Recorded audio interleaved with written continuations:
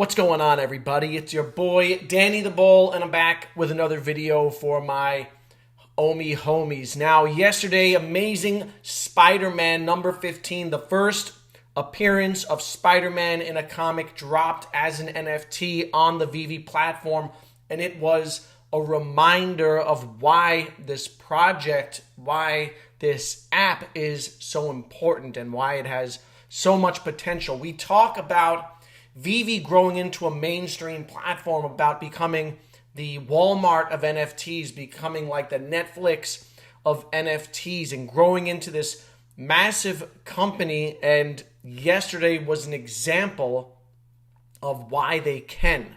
All right, that is one of the biggest drops that you're ever going to see. Yesterday kind of felt like a holiday for the community. I was watching Taps Trade's live stream. He had his birthday hat on. Happy birthday to the homie Taps.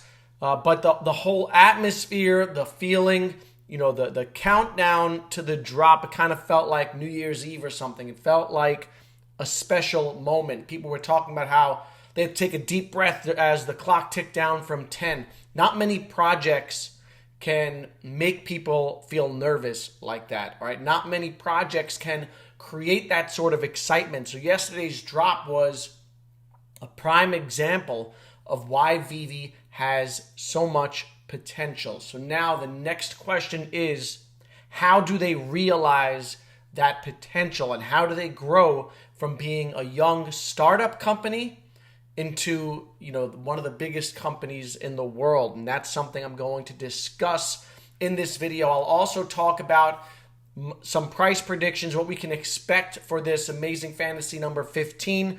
So stick around. There is a lot to talk about. If you like this sort of content, make sure you hit the like button, subscribe to the channel, and follow me on Twitter. My Twitter handle is linked down below. So in my last video, I talked about edition size and how I believe that edition sizes have been too large across the last few drops, and how scarcity creates value. But I have to give it to Veve on this one. They absolutely nailed it. AF15, 10,000 editions across all rarities. They gave this historic piece the treatment that it deserves. Now, of course, that means that not everyone could get one on drop, but that's okay. This is a special drop. And they're not 100% free of bots, but bots are gonna bot. All right, they're gonna find a way to get in there, and so the fact that they eradicated the number of bots that they did, and the fact that so many people on my timeline hit that secret rare, congratulations to the homie Wes. Wes hit the secret rare, is a testament to how far they've come in eradicating the bot issue. So no doubt this is an important historic drop, and it'll be really interesting to see how it performs in a bull market, because right now we're in the middle of a bear market, and I think the secret rare is sitting at a $15,000 floor. In the middle of a bull run, I think $50,000 is easy. You could possibly see six figures with this limited edition, 250 secret rares. I think you can easily see six figures, and possibly, get up into those six figures with a low serial number. All right, even looking at the common, last night was approaching $700. I do think it's going to pull back from that number and settle down. But, fast forward to a bull market, I think the common can easily be a few $1,000s, considering that there are only 6,000 of them. There are 48,000 Marvel Comic number 1 commons, and I think it hit $700 in January.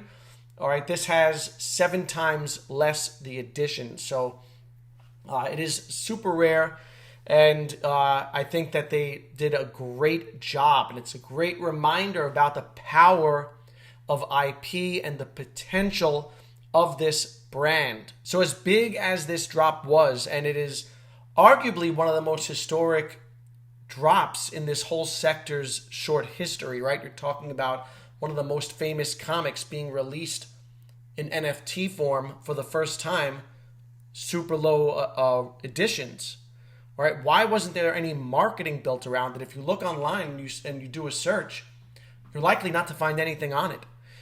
Meanwhile, I saw multiple articles last week about Tiffany's creating some CryptoPunk diamond encrusted nonsense thing. All right, there's plenty of coverage on that, and yet there's no coverage on arguably one of the biggest drops this space has seen. All right, and some might argue that we're not ready for it. We're not ready for it. At some point, we have to be ready for it. Now, Veve has shown a proof of concept. They've built a dedicated, passionate community, sometimes too passionate. They've generated well over $100 million. By the end of this year, they should be over $250 million in revenue in their short history. They have the biggest IP in entertainment. All right, so they've demonstrated a proof of concept. They have something that works. In order to get where we all think they're going to go, they need to demonstrate an ability to scale, an ability to grow the business into what we believe it can grow into. And they've gotten a ton of FUD about moving too slow, about not getting anything done, and they have moved a bit slow, but they have gotten things done also. All right, they did get rid of the bots after a lot of prodding by the community. They did get cash out to us. That was a big ticket item, and you can't obviously advertise this to a mainstream audience without cash out. But now they have cash out, and there's no one else doing what Veve is doing at the moment. All right, but I think they need to capitalize on the moment. I was listening to a Twitter Spaces the other day, and Dan Schawbel was in there. They were talking about marketing, and he was saying how he thinks they should have marketed AF15, and he made a very good point. He said, what got you here isn't going to be what gets you there. All right, so Veve has done a tremendous job in creating what they have created over the last couple of years, but it's going to take something else to get to that next level. All right, scaling a company is arguably one of the most difficult things to do. It requires a lot of money. You need to constantly reinvest in yourself because you have to build the company out in different ways, right? They have to pay for the Veveverse. They have to pay for an app that's ready for mainstream consumption that has a search bar. They have to pay for customer service people. They have to pay for devs, and they have to pay for the best devs because this is such a competitive space.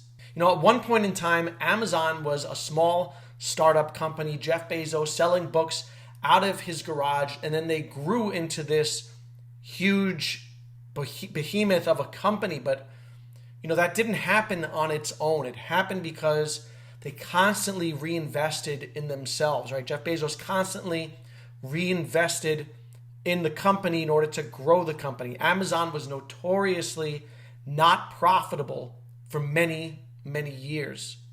So it takes money and it takes manpower and a team of talented developers to develop the different parts of this business that need to grow in order for this to become the mainstream platform we all know that it can grow into.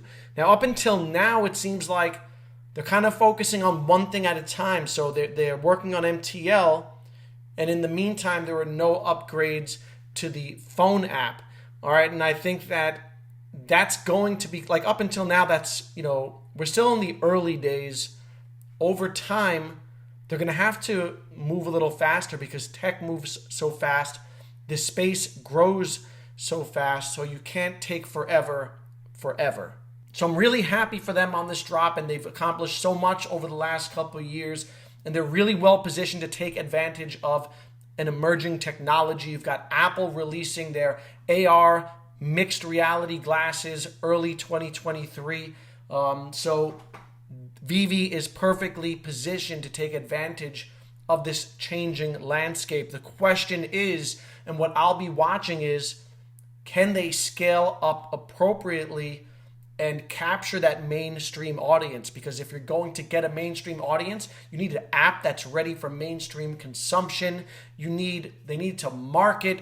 There's a lot that they need to do that they haven't done quite yet, but they have a great opportunity, and I want them to seize that opportunity. I want them to put their foot down on the throat of the industry, right? Because right now, there's really no one doing what Veve is doing, but sooner or later, real competition will emerge. And like Dan Schawbel said, what got them here isn't going to be what gets them there.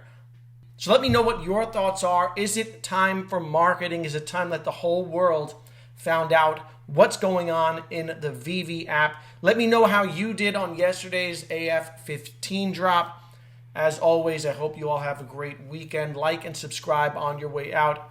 Stay happy, stay healthy, and stay safe. I will see you in the next video.